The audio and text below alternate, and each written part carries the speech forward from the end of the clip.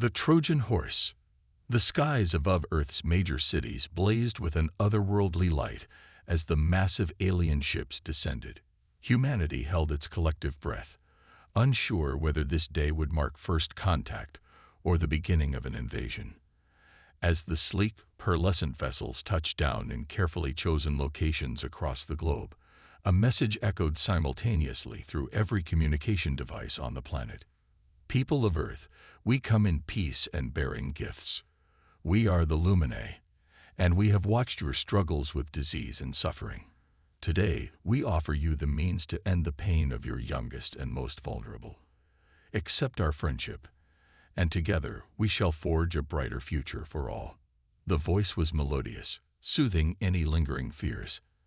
As the ship's hatches opened, revealing tall, luminous beings with elongated limbs and eyes that sparkled like distant galaxies, the world erupted in celebration. Humanity had dreamed of this moment for centuries, and now it had arrived with the promise of miraculous healing. Dr. Amelia Chen, lead researcher at Boston Children's Hospital, watched the live stream with tears in her eyes. For years, she had fought an uphill battle against rare childhood diseases, losing far too many young patients. Now, hope bloomed in her chest as she saw the Luminae ambassadors presenting gleaming medical devices to world leaders. Within days, these devices, dubbed stellar healers by an enthusiastic media, were distributed to children's hospitals worldwide. Dr. Chen marveled at the elegance of the technology as she helped install the first unit in her hospital's oncology ward. The device hummed softly, emitting a gentle blue glow that seemed to instantly soothe the young patients. Across the globe, similar scenes played out. In a bustling hospital in Mumbai, 6-year-old Aditi, battling an aggressive form of leukemia, giggled as the stellar healer's scan tickled her skin. Her parents watched in awe as her vital signs, displayed on a holographic screen, began to stabilize for the first time in months. In a small clinic in rural Kenya, Dr. Muchua wept openly as he used the alien device to cure a group of children suffering from malaria. The stellar healer not only treated the disease, but also strengthened their immune systems against future infections. News spread quickly, and soon families were traveling hundreds of miles for a chance to use the miraculous technology. As weeks passed, the results were nothing short of extraordinary. Childhood mortality rates plummeted across the board. Diseases long thought incurable began to yield to the advanced alien medical science. The Luminae were hailed as saviors, their benevolence praised in every corner of the world. Yet, not everyone was convinced. In a dimly lit basement in Seoul, a group of teenage hackers huddled around their computers, poring over lines of code they had extracted from a stellar healer. Kim Ji-soo, a 17-year-old prodigy, known in hacker circles as Phantom, had noticed something odd about the device's energy signature. "Guys, look at this," Ji-soo murmured, pointing to a pulsating pattern on her screen. "The energy output spikes every 127 hours. It's almost imperceptible, but it's there."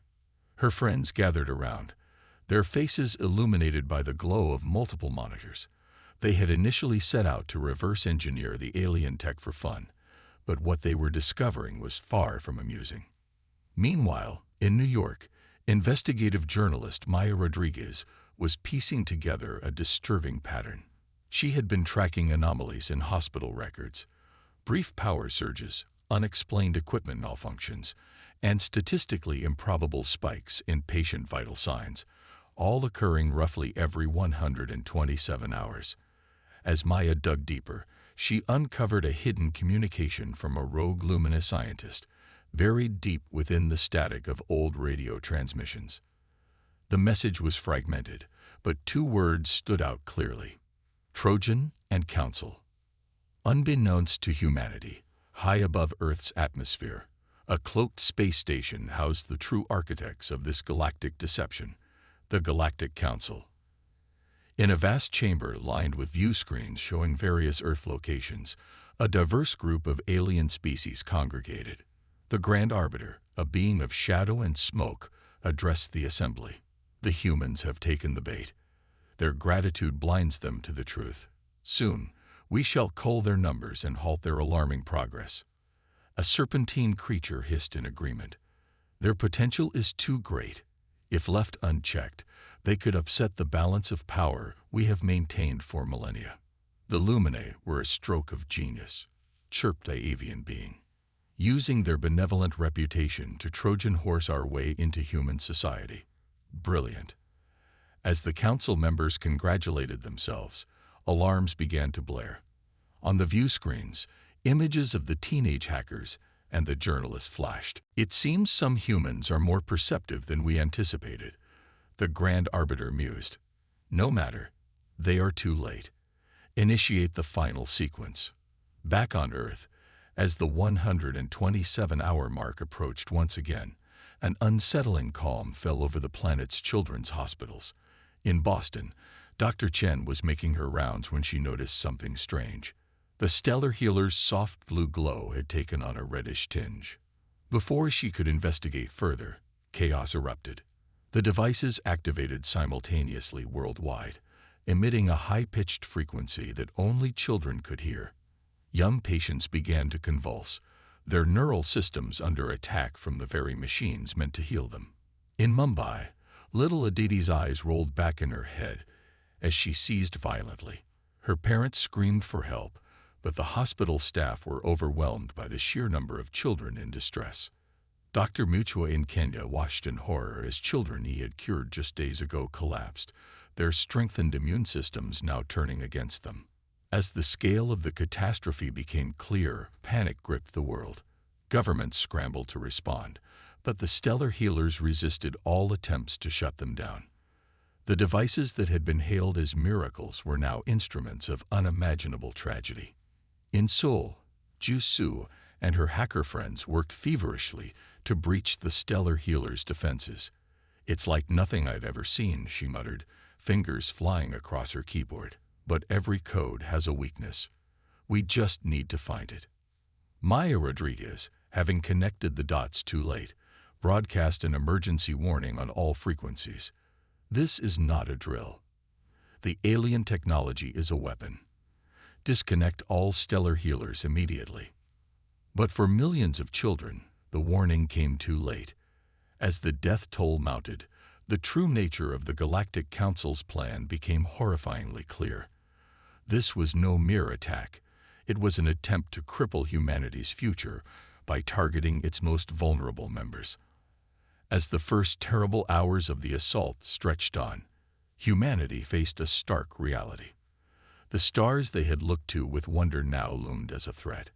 The gift of advanced civilization had been a lie. And in hospitals, homes, and shelters across the globe, the anguished cries of parents merged into a single, heartbroken howl of grief and rage. The age of innocence was over. Humanity had been betrayed on a cosmic scale. And as the full extent of the tragedy unfolded, one thing became devastatingly clear: Earth would never be the same again. The time for trust and celebration had passed. Now, as millions of young lives hung in the balance, the era of vengeance was about to begin. Uprising from the ashes, the world reeled in the aftermath of the Galactic Council's betrayal. Hospitals, once places of hope and healing, had become morgues overnight. The air was thick with grief and rage as humanity grappled with an unimaginable loss. In Seoul, Ju Su and her hacker collective worked tirelessly, fueled by a cocktail of energy drinks and righteous anger. They had managed to deactivate several stellar healers in their city, saving hundreds of lives. But it wasn't enough. Ji Su's fingers flew across her keyboard, her eyes bloodshot but determined. "I got something," she announced, her voice hoarse from lack of sleep. "The stellar healers are connected to a quantum entanglement network. If we can crack the encryption, we might be able to shut them all down at once." Across the world, in a cluttered New York apartment, Maya Rodriguez was piecing together the bigger picture. Her wall was covered in printouts, strings connecting seemingly unrelated events. The rogue luminous scientist's message, the 127-hour cycle, the Galactic Council. "It's all connected," she muttered, scribbling furiously in her notebook. But why target children?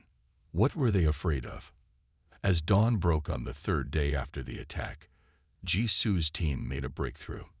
They managed to hijack the quantum network, broadcasting a kill switch that deactivated every stellar healer simultaneously. But the victory was bittersweet. Millions had already perished. Jisoo took to the darknet, spreading what they had discovered. The attack was coordinated by something called the Galactic Council, she wrote. They used the Luminae as a front. This wasn't just an attack.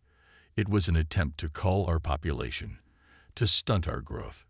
They fear us. Her message spread like wildfire, picked up by hackers and truth-seekers worldwide. Maya Rodriguez, verifying the information through her own sources, took the story mainstream. Within hours, the truth was impossible to ignore or suppress. The response was immediate and visceral. Grief-stricken parents, their anger finding a focus, stormed government buildings demanding action. In Washington, D.C., a crowd 1 million strong surrounded the White House, their chants echoing through the Capitol. Justice for our children. Vengeance for Earth. Governments, caught flat-footed by the revelation, scrambled to respond. Emergency sessions were called in the UN, NATO, and every major international body. But the people had lost faith in traditional leadership. In this power vacuum, a new movement emerged. It started in chat rooms and forums, but quickly spilled into the real world. They called themselves the Phoenix Initiative, rising from the ashes of tragedy to seek justice for the fallen. Dr. Amelia Chen, who had lost her entire ward of young patients, became an unexpected leader in Boston. They took our children.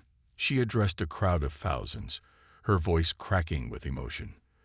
But in doing so, they've awakened a fury they can't imagine. We will not rest until justice is served. Similar scenes play out across the globe. In Mumbai, Aditi's parents led a march of millions, their daughter's photo held high as a rallying cry. Dr. Mutua in Kenya organized a coalition of medical professionals, vowing to turn their healing skills toward humanity's defense. The Phoenix Initiative grew rapidly, fueled by grief, rage, and a burning desire for vengeance. But it wasn't just an angry mob. It was organized, focused, and innovative. Jisoo and her hacker collective, now expanded and dubbed the Ghostwriters, became the movement's digital arm. They scoured the quantum network, searching for any scrap of alien technology or information they could use. Maya Rodriguez's investigative skills were put to use coordinating a global intelligence network. Know your enemy, she'd say in encrypted video broadcasts. We're not just fighting for vengeance, we're fighting for our survival. As weeks passed, the movement evolved. Underground bunkers, hastily converted from old military installations, and corporate research facilities, buzzed with activity. The brightest minds on the planet, scientists, engineers, strategists, all united under the Phoenix banner. In one such bunker, deep beneath the Rocky Mountains, Dr. Chen led a team working to reverse engineer the alien technology. Every piece of tech they left behind is a key, she explained to her team. A key to understanding their weaknesses, their capabilities. A key to our survival. The breakthrough came 2 months after the attack. Jisoo, collaborating with quantum physicists in the bunkers, managed to crack a fundamental piece of the alien encryption. Suddenly, the Ghostwriters had access to the Galactic Council's communication network. "We're in," Jisoo announced, her face gaunt but her eyes blazing with triumph. "We can see everything they're saying, and they have no idea." The intelligence was a goldmine. The Galactic Council, it turned out, was not as united as they appeared. Some members had opposed the attack on Earth, seeing it as unnecessarily cruel. Others feared that if humans survived, they would seek terrible vengeance. They were right to be afraid. Armed with this knowledge, the Phoenix Initiative moved into its next phase. Maya Rodriguez, speaking from a secure location, addressed the world. "Citizens of Earth, we have been silent these past months, but we have not been idle. The enemies who sought to destroy us underestimated our resilience, our ingenuity, and our resolve. They thought to break us by targeting our children. Instead, they have united us as never before. She paused, her eyes flashing with determination. Today, we strike back. Operation Anthill begins now. Like the tiny ant, underestimated and overlooked, we will swarm our enemies. We will infiltrate their systems, disrupt their communications, and show them the terrible mistake they've made in provoking humanity. Across the planet, sleeper cells of hackers activated. The Ghostwriters virus, a masterpiece of human and reverse-engineered alien code, flooded the Galactic Council's networks. Their communication systems crashed. Their navigation arrays went haywire. In the span of a few hours, the mighty council was rendered blind and deaf. But this was just the beginning. In bunkers around the world, engineers and physicists put the final touches on humanity's secret weapon. Using salvaged pieces of the stellar healers, they had constructed a fleet of stealth ships, invisible to alien sensors. Dr. Chen, standing before the first completed ship, addressed her team. They came to our home and attacked our children. Now we take the fight to them. Every ship, every weapon, every action we take, it's all in memory of those we lost. As the ships prepared for launch, a solemn ceremony was held. Each vessel was named after a child lost in the attack. The lead ship, a sleek craft bristling with hybrid human-alien weaponry, bore the name Aditi's Vengeance. Jisoo, now a key strategist in the Phoenix Initiative, gave the final briefing to the ship crews. "You carry the hopes of humanity with you," she said, her voice firm. "But more than that, you carry the memory of every child we lost. Make them pay." As the ships lifted off, cloaked from all detection, a new chapter in human history began. The prey had become the predator. Humanity, forged in the fire of unimaginable loss, was taking its first steps into the cosmic arena.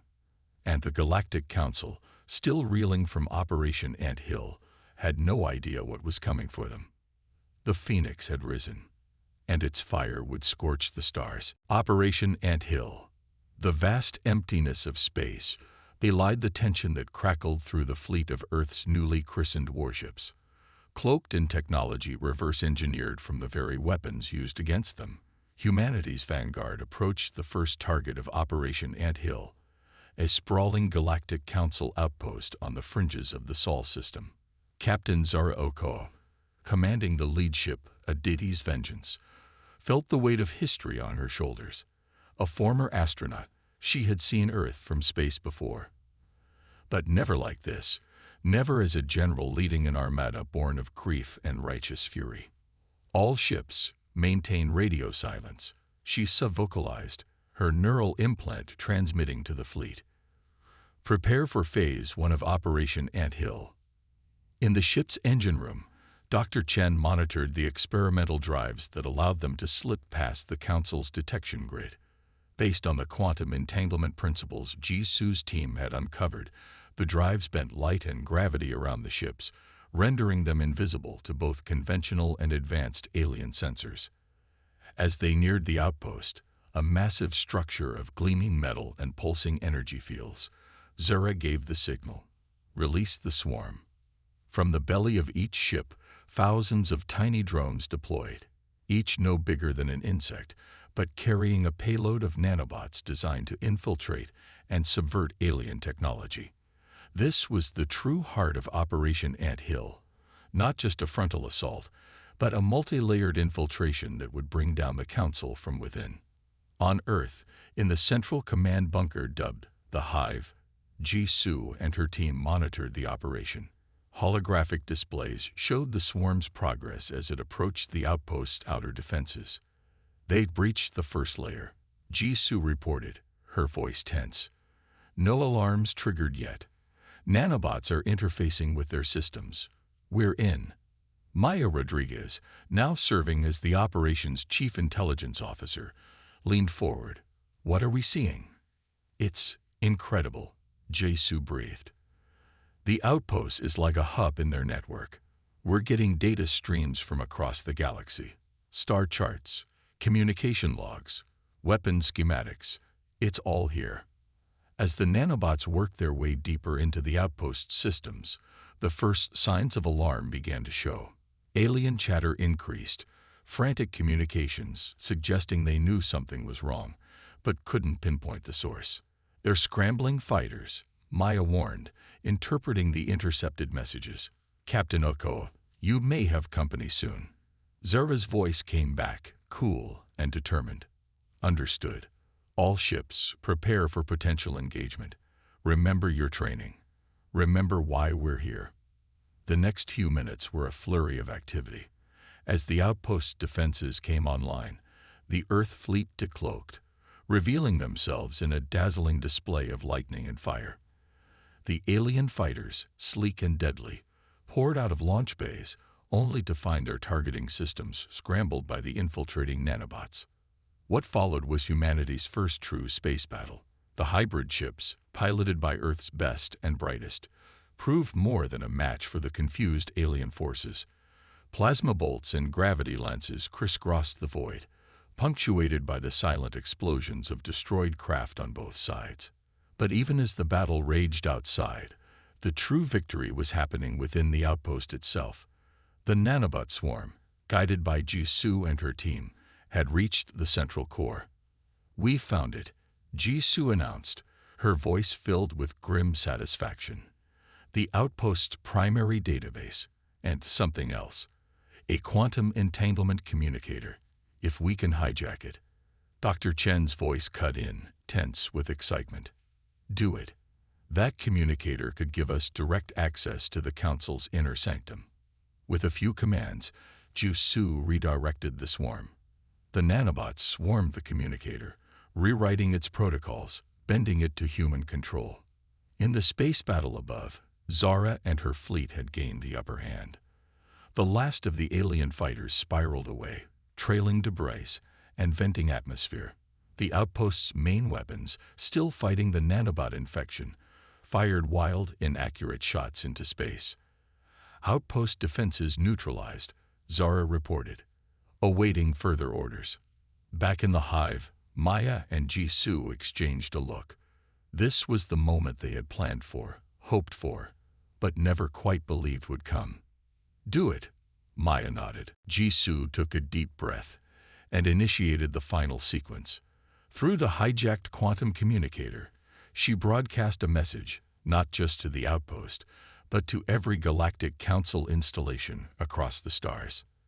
The message was simple, a loop of video footage showing the attack on Earth's children, followed by a single sentence in the Council's own language. "You reap what you sow." Accompanying the message was a virus, more sophisticated than anything the Council had ever encountered. It spread through their network like wildfire, shutting down defenses, scrambling navigation, and laying bare every secret the Council had tried to hide. In the hive, screens lit up with incoming data. The virus wasn't just destroying, it was extracting. Everything humanity would need to take the fight to the heart of the Council was now flowing into Earth's databases. Cheers erupted in command centers around the globe. For the first time since the devastating attack, humanity felt a glimmer of hope. They had bloodied the Council's nose, proved they were not the easy targets their enemies had assumed. But amid the celebration, the leaders of the Phoenix Initiative knew this was just the beginning. In her ship, Captain Oko allowed herself a small smile before addressing her crew. "Well done, all of you. We've struck the first blow. But this war is far from over." Dr. Chen, her hands shaking slightly from adrenaline, began analyzing the flood of alien scientific data. "With this," she murmured, "we might be able to level the playing field, maybe even push beyond." Jisoo, her eyes red-rimmed from hours of staring at screens, slumped in her chair. "We've opened the door," she said. "Now we need to be ready for whatever comes through it." Maya, ever the pragmatist, was already planning the next move. "We need to consolidate our gains, prepare for their counterattack. They won't take this lying down." As if in response to her words, a priority alert flashed across the screens. The virus had decrypted a highly classified council communication. Maya read it, her face paling. "What is it?" Jisoo asked, sensing the shift in mood. Maya looked up, her expression grim. "They're calling in something called the Omega Fleet. Apparently, it's their doomsday option for dealing with civilizations that get out of hand." A heavy silence fell over the hive. They had won a significant victory, but the real battle was just beginning. Humanity had announced its presence on the galactic stage not with a whimper, but with a defiant roar. As the Earth fleet began its journey home, laden with captured alien technology and data, the leaders of the Phoenix Initiative steeled themselves for the challenges ahead. They had given humanity a fighting chance, but the cost of failure was nothing less than extinction. The Omega Fleet was coming, and Earth would need every ounce of courage, ingenuity, and determination to survive what was coming next. Operation Anthill was over. The true war for humanity's future was about to begin. The swarm strikes back. The skies above Earth crackled with energy as the planet's hastily constructed defense grid hummed to life. In the 3 months since Operation Anthill, humanity had worked tirelessly to prepare for the inevitable counterattack. The Omega Fleet was coming, and Earth would meet it with everything they had. In the stratosphere, a network of satellites, a blend of human and reverse-engineered alien tech, kept vigil. Dr. Chen, now heading Earth's Unified Defense Research Division, monitored the system from a bunker deep beneath the Himalayas. Any sign of them? Maya Rodriguez's hologram flickered beside her, the journalist-turned-intelligence chief looking as tense as everyone felt. Dr. Chen shook her head. Nothing yet, but the quantum fluctuations are increasing. They're close. Suddenly, alarms blared. Jisoo's voice cut through the chaos. Multiple ruptures in space-time detected. They're here. The Omega Fleet arrived not with a bang, but with a silent tear in the fabric of reality. Massive ships, each the size of a small moon, emerged from swirling vortexes. They were unlike anything humanity had ever seen. Not merely vessels, but entire ecosystems of world-ending weaponry. Captain Zara Okoa, now Admiral of Earth's combined space forces, felt a chill run down her spine. "All ships, battle stations," she commanded. "Remember your training. Remember Earth. Remember our children." The first volley from the Omega Fleet was devastating. Beams of concentrated dark energy lanced towards the planet, only to be met by Earth's new graviton shields. The collision lit up the sky like a second sun, visible even in daylight. "Shields holding at 82%, Dr. Chen reported. "But we can't take many more hits like that." Jisoo's fingers flew across her holographic interface, initiating Operation Firefly. Across the globe, hidden launch sites activated. Thousands of small, agile craft took to the skies. Earth's answer to the Omega Fleet's overwhelming power. These fireflies were piloted by AI systems modeled on the neural patterns of the children lost in the initial attack. In a poetic twist of fate, the very generation the Council had tried to erase now formed the core of humanity's defense. The fireflies swarmed the Omega Fleet, their erratic movements confusing the alien targeting systems. Each carried a payload of the same nanobots that had proven so effective in Operation Anthill. "Fireflies engaging," Zara announced. "All capital ships provide covering fire. Let's give our little friends the opening they need." The space around Earth erupted in a dazzling, terrifying light show. Plasma bolts, gravity lances, and weapons beyond human understanding crisscrossed the void. But for every firefly destroyed, 2 more took its place, slowly but surely approaching the massive Omega ships. In the Himalayan bunker, Jisoo allowed herself a small smile. First wave of nanobots has breached the Omega Fleet's outer hulls, beginning systems infiltration. But the Galactic Council had learned from their previous defeat. As the nanobots attempted to subvert the Omega Fleet's systems, they encountered firewalls of unimaginable complexity. "They've adapted," Jisoo growled in frustration. "The virus isn't spreading as fast as we hoped." Maya's hologram nodded grimly. They won't fall for the same trick twice. We need a new strategy." As if in response to her words, the Omega fleet launched its second wave of attack. This time, it wasn't energy weapons, but a swarm of their own. Trillions of microscopic robots that began to eat away at Earth's shields. Shields down to 60% and falling, Dr. Chen reported, her voice tight. "We can't take much more of this." Admiral Okoa's voice crackled over the comms. "We need options, people. Anything." In that moment of desperation, an unlikely voice spoke up. Aditi, the AI based on the first child lost to the stellar healers, had an idea. "The Omega Fleet systems are too complex for our nanobots to infiltrate quickly," the childlike voice explained. "But what if we don't try to control them? What if we just introduce chaos?" Jisu's eyes widened as she grasped the idea. A logic bomb. Not to control, but to confuse. "Aditi, you're a genius." Fingers flying, Jisu reprogrammed the nanobots on the fly. Instead of trying to subvert the Omega Fleet systems, the new code would simply introduce random, conflicting commands. "Uploading new code to the Fireflies," she announced. "Admiral, we need to get as many of these to the Omega ships as possible." Understanding dawned on Zara's face. "All ships, this is Admiral Oko. Concentrate fire on the Omega Fleet's point defense systems. Clear a path for our Fireflies." The battle shifted. Earth's capital ships engaged in close-quarters combat with the Omega Fleet, trading devastating blows to create openings for the swarm of Fireflies. The casualties were horrific on both sides. Omega ships, mighty as they were, began to fall, their corrupted systems turning weapons upon themselves or simply shutting down critical life support. But Earth's fleet was being decimated as well, each lost ship a testament to the brave souls who gave their lives for their planet's survival. In near-Earth orbit, Zara's flagship, Aditi's Vengeance, engaged the Omega Fleet's command ship in a titanic duel. "This is for every child you took from us," Zara whispered as she keyed in the firing sequence for their secret weapon. A gravity lance that concentrated the mass of a small black hole into a single destructive beam.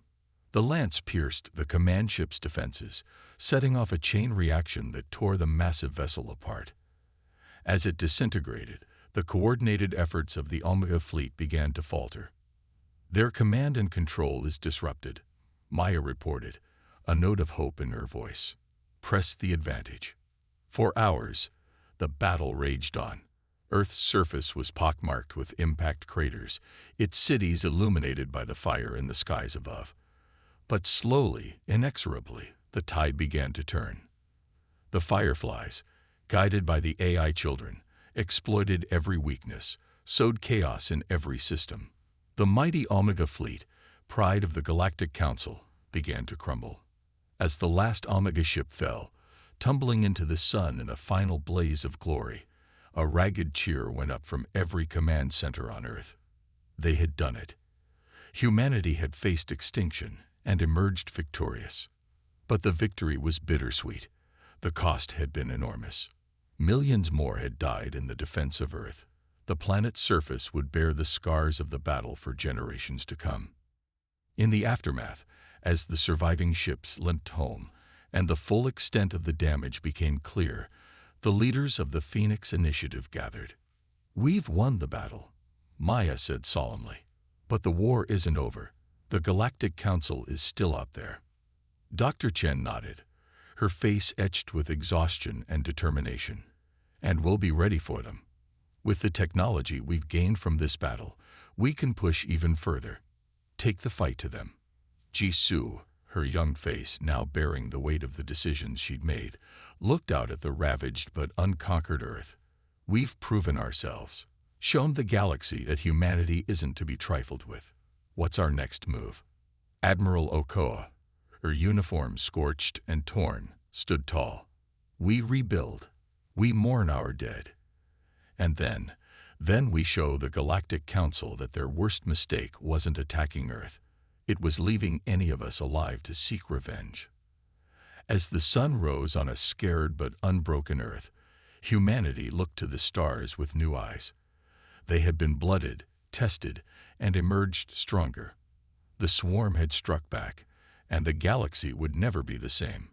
The Phoenix had risen from the ashes once more, and its next flight would take it to the very heart of the Galactic Council itself. Judgment Day. 5 years had passed since the Omega Fleet's destruction. Earth, once a blue jewel in the cosmic sea, now bristled with defenses and hummed with newfound power. The scars of battle had faded, replaced by the gleaming spires of a civilization reborn through adversity. In high orbit, a fleet unlike any the galaxy had ever seen assembled. Ships of human and hybrid design, each a testament to the fusion of determination and reverse-engineered alien technology. At their center, the flagship Phoenix Ascendant dwarfed all others, a city-sized vessel housing millions and carrying the hopes of humanity. On its bridge, Admiral Zara Oko surveyed the armada. Status report, she commanded, her voice carrying the weight of years of preparation. All ships report ready. Admiral, her XO responded. The nest is fully operational. The nest, humanity's ultimate weapon, a swarm of trillions of nanobots, each infused with the collective consciousness of Earth's lost children, their innocence transformed into an unstoppable force of retribution. Dr. Chen's hologram flickered to life beside Zara. The quantum drive is spooled up. We can make the jump to the Council's homeworld at your command. Zara nodded, her face set in grim determination.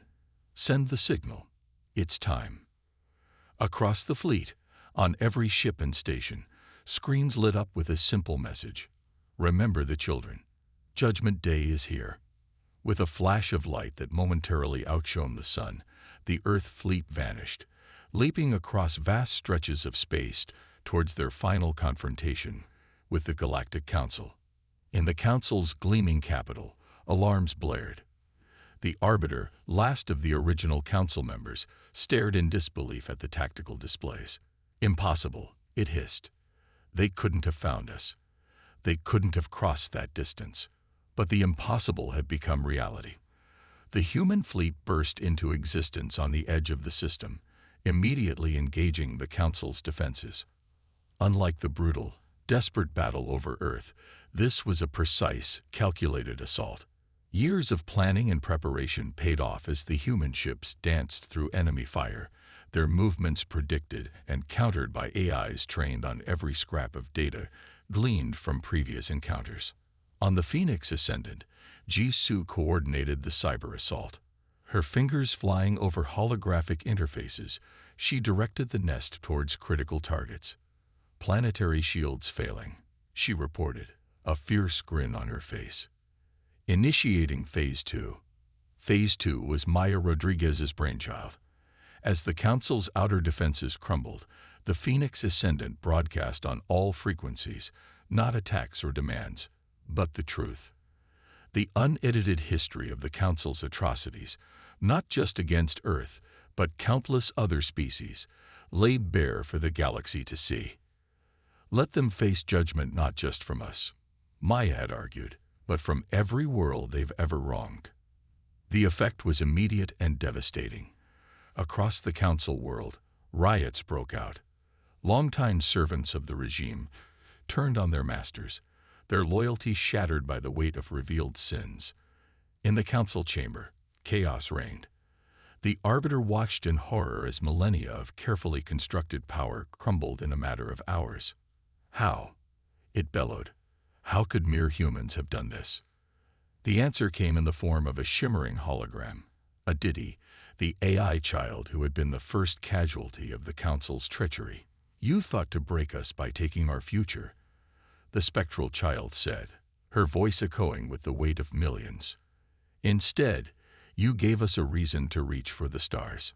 As Aditi spoke, the nest swarmed through the capital's defenses. Unlike the crude, destructive nanobots of the Omega fleet, these moved with purpose and precision. They didn't destroy, they transformed. Dr. Chen watched in awe as the Council's mighty weapons were repurposed, turned from instruments of destruction to tools of creation. It's working, she breathed. The nest is rewriting their entire infrastructure. On the planet's surface, the Council's enforcers found their weapons inert, transformed into harmless lumps of metal. Mighty war machines became parks, oxygen generators, homes for the displaced. The Arbiter, realizing the game was up, attempted to flee, but there was nowhere to run. Every ship, every wormhole generator, every means of escape had been co-opted by the nest. Admiral Oko's voice boomed across the planet. Your reign of terror ends today. Surrender and face justice for your crimes. In the heart of the council chamber, Zera materialized, not in person, but as a hologram projected by countless nanobots. She stood face to face with the Arbiter, two leaders representing the antithesis of each other's ideals. How? The Arbiter whispered, its mighty form seeming to shrink before Zara's unwavering gaze. You were nothing. Primitives. How did you do this? Zara's eyes flashed with the fire of a mother's grief, a soldier's determination, and a leader's vision. You gave us no choice. You came to our world, murdered our children, and thought we would simply lay down and die. You forgot the most fundamental truth of the universe. Life finds a way. As she spoke, the chamber filled with holographic images, the faces of every child lost in the initial attack. We did this for them. We did this so no other world would ever suffer as we suffered. We did this because you left us no alternative. The Arbiter, last of the old guard, sank to its knees. What will you do with us? Zara's voice was steel. Justice will be served, but not by us alone. The galaxy you've terrorized for so long will decide your fate. As the last pockets of resistance crumbled, the true scope of humanity's victory became clear. They hadn't just defeated the Council, they had reshaped the galactic order. The Nest, guided by the collective will of Earth's lost children, continued its work. Weapons of mass destruction were transformed into tools of healing and growth. Planets stripped bare by the Council's greed began to bloom again. On the Phoenix Ascendant, Earth's leaders gathered to witness the dawn of a new era. Maya, her journalist's instincts never dulled, was already composing humanity's message to the stars. We'll need to reach out to every world affected by the Council. Offer aid, extend the hand of friendship. Jisoo nodded, her young face now bearing the wisdom of one who had seen too much, too soon. We'll share our technology, help them rebuild. But we'll need to be careful. We can't become the very thing we fought against. Dr. Chen, her eyes shining with the possibilities ahead, spoke up. Think of what we can accomplish now. The diseases we can cure, the mysteries we can unravel. The children we lost, their legacy will be a galaxy reborn. Admiral Okoa, her mission finally complete, allowed herself a small smile. We've won the war. Now comes the hard part, winning the peace. As the Council world rotated below them, its surface already transforming under the Nest's ministrations, humanity stood at the threshold of a new chapter in galactic history. They had come seeking vengeance for their murdered children. They had found something far greater, the chance to forge a future where no world would ever again know such loss. The fire of the Phoenix had burned away the old order. From those ashes, a new galaxy would rise, one built on the dreams of the children they had lost and the hope of all the children yet to come. Judgment Day had arrived, and with it, the promise of a new dawn for all sentient life.